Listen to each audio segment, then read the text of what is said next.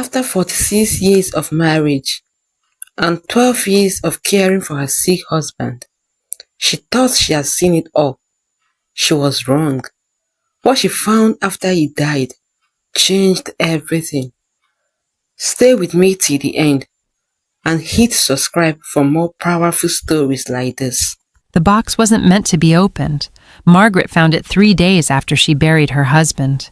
It was tucked away in the back of his closet, hidden beneath old coats he hadn't worn in years, as if it was something he never wanted her to see. At first, she almost ignored it. Grief has a way of draining your curiosity, but something about it felt wrong, not forgotten, hidden, and that feeling wouldn't let her walk away. So she sat down slowly on the edge of the bed, the same bed where she had spent the last 12 years watching him fade, and pulled the box toward her. Her hands trembled, not from fear, not yet, but from exhaustion, the kind of exhaustion that doesn't come from sleep, but from loving someone for so long, you forget what life feels like without them. She lifted the lid, and in that moment, before she even understood what she was looking at, something inside her shifted, because deep down, she already knew. Whatever was inside that box, it wasn't going to bring her comfort. It was going to take something from her, something she could never get back. Margaret Wilson had always believed in one simple thing. If you loved someone, you stayed, no matter what. No matter how hard it became, no matter how much it cost you, you stayed. She was 72 years old now, and that belief had shaped every part of her life. She wasn't the kind of woman people noticed in a room. She didn't speak loudly, she didn't demand attention, but she carried something rare, a quiet kind of strength, the kind built over years of choosing others before yourself, the kind that doesn't break easily, but when it does, it shatters completely. She had spent 46 years married to one man, Thomas. To most people, he was just another quiet, hard-working husband. But to Margaret, he was everything. Not because he was perfect, but because he was hers. Their life wasn't extraordinary. No grand vacations, no big celebrations, just routine, familiarity, a rhythm they built together over decades, morning coffee, evening news, silence that felt full instead of empty, the kind of life people overlook until it's gone. Their home still carried that life in every corner, his chair by the window, the slight dent in the couch where he always sat, the kitchen drawer he never closed properly, no matter how many times she reminded him. Small things, insignificant to anyone else, but to Margaret, they were pieces of him, and now they were all she had left. The house had been unbearably quiet since the funeral, not peaceful, not calm, just empty. The kind of silence that presses against your chest, that reminds you, with every passing second, that someone is missing, someone who used to fill the space without even trying. She hadn't slept properly in days, not because she couldn't, but because sleep meant letting go, even if only for a few hours, and she wasn't ready for that. Not yet. So instead, she kept herself busy, folding clothes that no longer needed folding, wiping surfaces that were already clean, walking from room to room with no real purpose, anything to avoid sitting still, because stillness made the truth louder. He was gone. And after 12 years of caring for him, after giving everything she had, her time, her energy, her entire world, she thought the hardest part was over. She thought the pain had reached its limit. She thought she had already lost everything there was to lose. But she was wrong, because sitting there on the edge of that bed, holding that box in her trembling hands, Margaret was about to discover something that would change not just how she remembered her husband, but how she understood her entire life. Margaret met Thomas on a rainy afternoon. She almost didn't go out. She had just turned 21, working part-time at a small grocery store, trying to save enough money to figure life out, whatever that meant back then. It wasn't a remarkable day. No music playing in the background, no dramatic moment, just rain tapping softly against the windows, and a man who walked in shaking droplets from his jacket like he didn't care who noticed. Thomas wasn't charming, not in the way other men were. He didn't try too hard, didn't speak too much. But there was something about him, something steady, grounded. While others talked, he listened. While others impressed, he observed. And somehow, that stayed with her. He came back the next day, and the day after that. At first it was small things, a nod, a quiet, good afternoon, standing in her line even when others were shorter. And then one day, without warning, he asked, "Do you always smile like that? Or is it just for customers?" She laughed, not because it was funny, but because it was the first time she noticed him noticing her. That was how it started. No grand beginning, just two people slowly choosing each other. Their relationship wasn't fast, it wasn't dramatic. It grew the way real things do, quietly. They spent evenings walking through town, talking about simple things, work, family, what they thought life might look like one day. Thomas didn't make promises he couldn't keep. He didn't talk about the future like it was some perfect dream. But when he said, "I'll be there," he meant it. And Margaret felt that. She trusted that. More than words, she trusted consistency. They got married 3 years later. A small ceremony, no extravagance, just close family, a modest dress, and a man who stood beside her like he always would.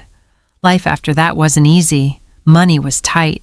There were months when they had to choose between fixing something in the house or saving for something they needed later, but they never turned against each other. If anything, those struggles pulled them closer. They became a team. When their first child was born, Thomas worked longer hours.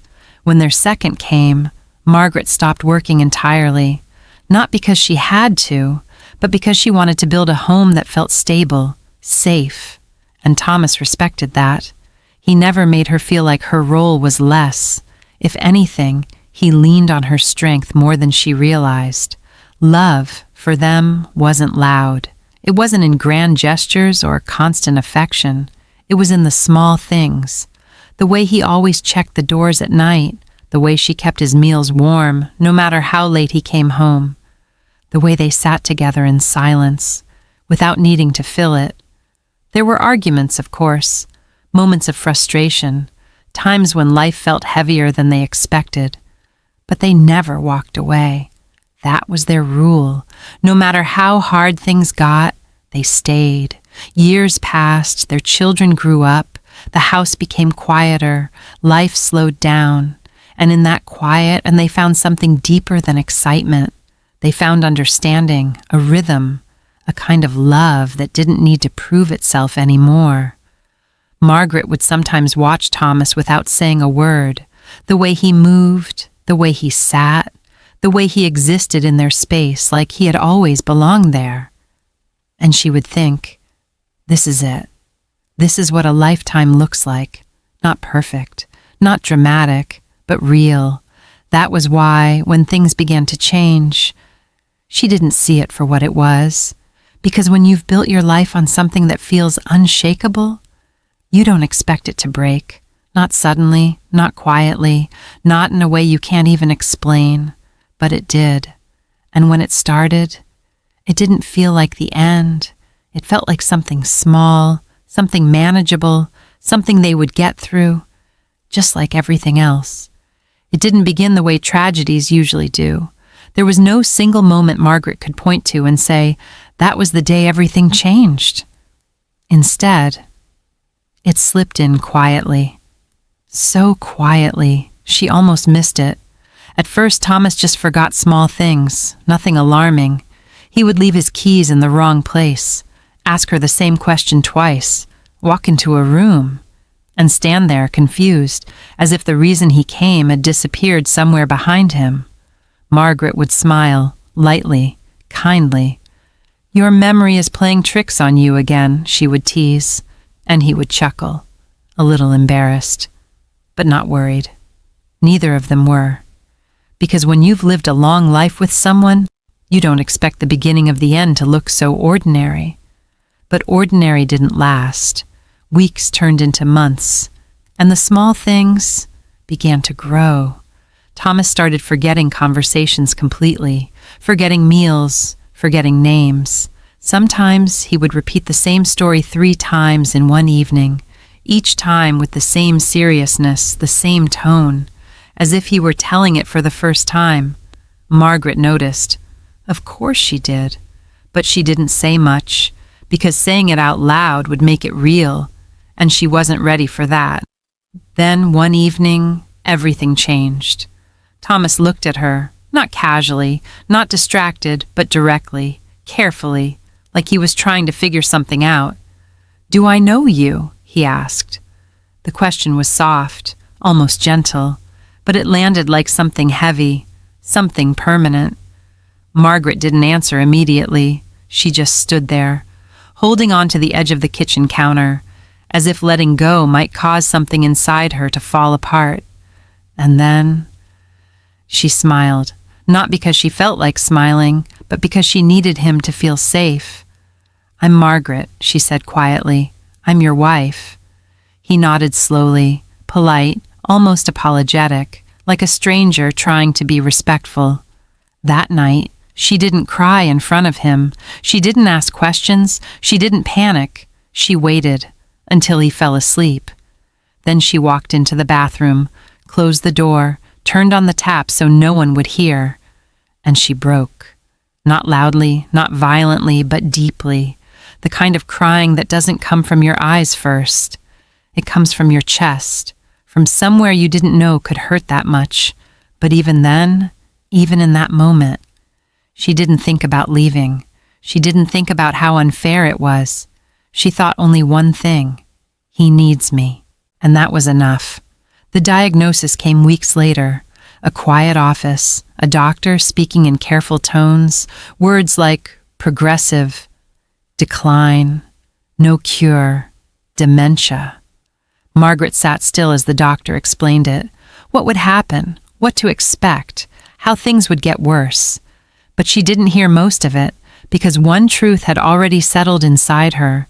The man she loved was going to disappear, and there was nothing she could do to stop it. From that day on, her life changed, not suddenly, but completely. She became everything: wife, nurse, caretaker, memory.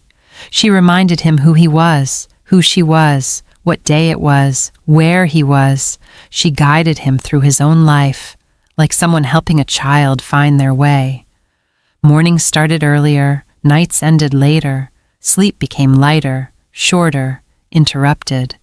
There were days he was calm, quiet, distant, and there were days he was afraid. He would wake up in the middle of the night, disoriented, panicked, looking around like the world had changed while he slept.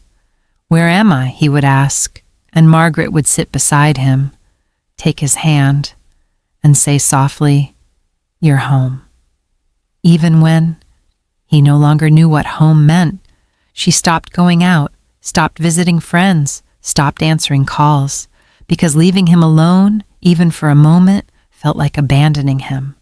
Her world became smaller, quieter, heavier. Days blended together, one long stretch of care, without pause, without relief, without recognition.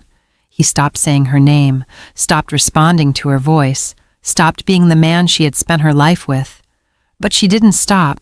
She still spoke to him, still told him stories, still held his hand, even when his grip no longer held hers back. Because to her, he was still Thomas. Not the illness, not the silence, just him. Years passed like that, slow, painful, endless, until one day the struggle stopped. Not because things got better, but because he was gone. It happened quietly, the way everything else had. Margaret was sitting beside him, holding his hand, watching his chest rise and fall the way she had done for years. And then it didn't. No warning, no final words, just stillness. Margaret didn't move. She didn't call anyone. She didn't cry. She just sat there, still holding his hand, even as it slowly lost its warmth, because letting go felt like losing him all over again. The house became silent after that, not peaceful, not calm, empty. For 12 years, her life had revolved around him, every second, every breath, every decision. And now, there was nothing, no voice, no movement, no purpose, just silence, and the echo of a life she had given everything to. And in that silence, Margaret truly believed she had already lost all there was to lose. She had no idea. Something was still waiting for her. The house didn't feel empty at first. It felt paused, like everything inside it was waiting for Thomas to return. His chair was still by the window, his slippers still beside the bed, his scent still faintly clinging to the air. Margaret moved through the rooms carefully, almost respectfully, as if making too much noise might disturb something that was already gone. The funeral had been quiet. A few relatives, some old neighbors, words spoken softly, like everyone was afraid grief might get louder if they weren't careful. And then it was over, just like that. 46 years of marriage and reduced to a single afternoon. The first 2 days passed in a blur. People came and went. Food was brought, barely touched.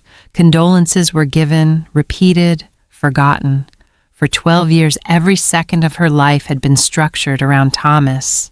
Now, there was nothing, no schedule, no responsibilities, no one calling her name, just time, too much of it. The silence after death is different. It isn't just quiet. It lingers. It sits in the corners of the house, in the spaces between furniture, in the air you breathe. Margaret felt it everywhere, in the mornings, when there was no one to wake up for, in the afternoons, when time stretched without direction, and at night, when the bed felt too wide, too cold, too final. For days, she moved carefully through the house, not because she was afraid, but because everything around her still felt like him. His chair by the window, his cup in the kitchen, the faint impression of his body on the mattress. She hadn't touched most of his things, not yet, because touching them meant accepting something she wasn't ready to accept. But on the third day, the silence became too loud, so she decided to do something simple, something small. She would organize his clothes. It sounded harmless, manageable, but grief has a way of hiding inside ordinary tasks. She opened the closet slowly. The door creaked the way it always had. For a moment, she almost expected him to say something about fixing it, but nothing came, just stillness. She reached for one of his shirts, ran her fingers across the fabric, held it a little longer than necessary, and then folded it, carefully, like it still mattered. One by one, she moved through his things, shirts, jackets, old sweaters he refused to throw away. Each piece carried a memory, a moment, a version of him that no longer existed. And then her hand stopped. There was something behind the clothes, not visible at first, hidden. She pushed the hangers aside slightly and saw it, a box, old, worn at the edges, placed too deliberately to be forgotten. Margaret frowned. Thomas wasn't a man of secrets. At least, that's what she had believed for 46 years. She stared at it for a long moment. Something about it didn't feel right. Not dangerous, not obvious, but intentional, like something meant to stay unseen. Her first instinct was to close the closet, walk away, pretend she hadn't noticed it, because there are moments in life when you feel the truth before you see it, and some part of you hopes you're wrong. But Margaret didn't walk away. Slowly, she reached in and pulled the box out. It was heavier than it looked. She held it in both hands, staring at it, as if waiting for it to explain itself. But it didn't. So she carried it to the bed, sat down, the same place she had sat for years, watching him breathe, waiting for moments that never got easier. Her hands rested on the lid. Still, she didn't open it immediately because something inside her was resisting, not fear, but instinct, the quiet understanding that whatever was inside would change something, and once she knew, she wouldn't be able to unknow it. Her fingers tightened slightly, then, slowly, she opened it. At first, nothing made sense. Papers, envelopes, old photographs, normal things, ordinary things. She exhaled softly, almost relieved. But then she picked up one photograph and everything stopped. It was Thomas, younger, standing beside a woman she had never seen before. They weren't distant, they weren't formal, they were close, too close. Margaret's eyes lingered on the image, her mind searching for something, anything that could explain it. A coworker, a relative, a mistake. But her heart already knew better. She reached for another photograph, and this time there was a child, standing between them, smiling. Margaret's breath caught, not sharply, not suddenly, but slowly, like something tightening inside her chest. She didn't speak, didn't react. She just kept looking, because now she needed to understand. The letters came next, tied together, neatly, carefully preserved, not hidden in panic, but kept with intention. She untied them, her fingers slower now. The first letter was short, personal. The second, more intimate. By the third, there was no doubt left. This wasn't a mistake. This wasn't a moment. This was a life, a full life, years of it. Her eyes moved across the words, but they stopped feeling like words. They became something else, proof that while she was at home, building a life with him, caring for him, giving everything she had, he had been somewhere else, living another story. Margaret's hands went still, not shaking, not trembling, just still. Because some pain is too deep for movement, too heavy for reaction. She didn't cry, not yet, because this wasn't the kind of pain that comes out immediately. This was the kind that settles first, that sinks, that rewrites everything slowly, from the inside out. Days later, she found herself standing in front of a house she had never seen before, the address from the papers. She stood there for a long time, not gathering courage, but letting the truth fully reach her. Then she knocked. The door opened. And there she was, the woman from the photographs, older now, but unmistakable. They looked at each other. And in that moment, no words were needed, because they both understood something had been broken long before this meeting. "You're Margaret," the woman said softly. It wasn't a question. Margaret didn't answer. She didn't need to, because somehow this stranger already knew who she was. Margaret didn't move. She stood there, just inside the doorway, looking at the woman who had unknowingly lived inside her marriage. For a moment, neither of them spoke. Not because there was nothing to say, but because there was too much. The woman stepped back slowly. "Please, come in." Her voice was soft, careful, not defensive, not cold. Margaret hesitated, just for a second. Then she stepped inside. The house felt lived in, not staged, not temporary, real. There were shoes by the door, a coat hanging slightly crooked, a faint smell of something recently cooked. A home.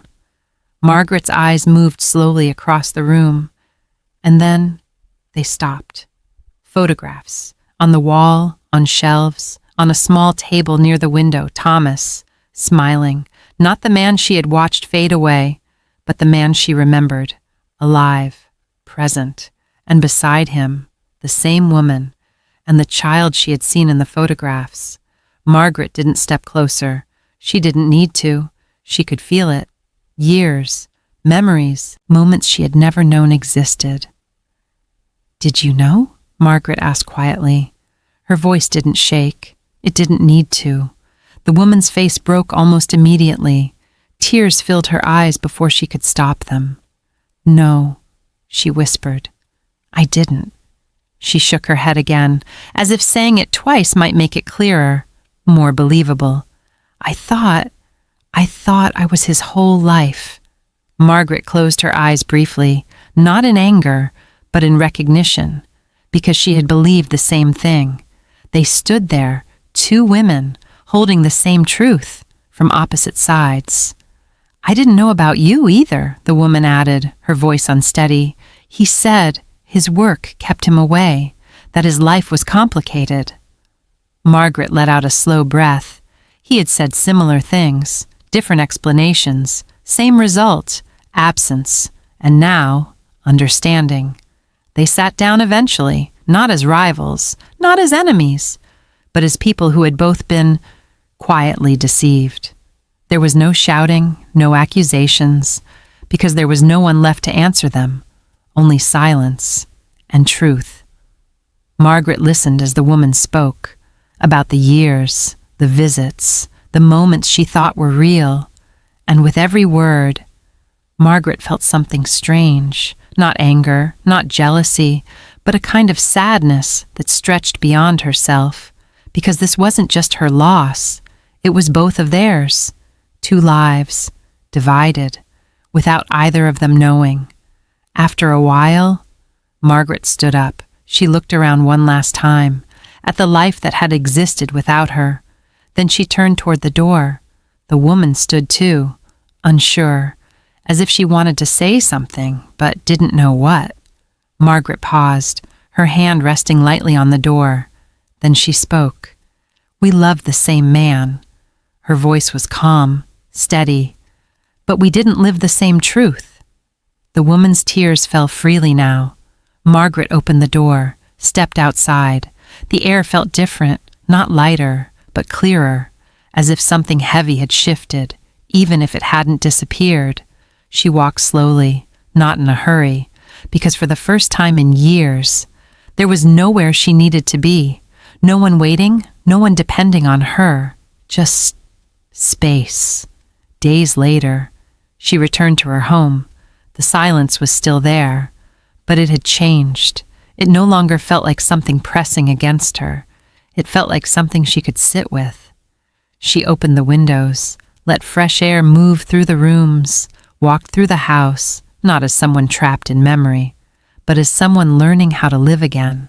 She didn't rush. She didn't pretend the pain was gone, because it wasn't. But it no longer defined her. It no longer held her in place.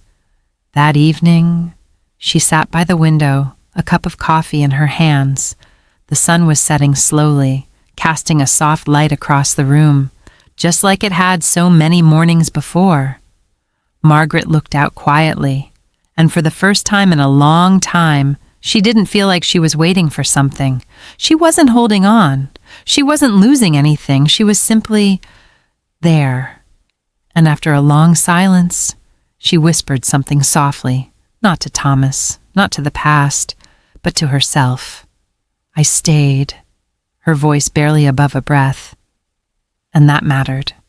She closed her eyes gently, and in that quiet moment, something settled inside her. Not happiness, not yet, but something just as important. Peace, a quiet, steady peace, built not from what she had lost, but from everything she had given. Some people live divided lives, but others love with their whole hearts, and that is something no betrayer can ever take away. Love is not measured by how long it lasts, but by how true it was when you gave it. And even when it's not returned the same way, real love is never wasted. Thank you for watching. Don't forget to subscribe. See you in my next video.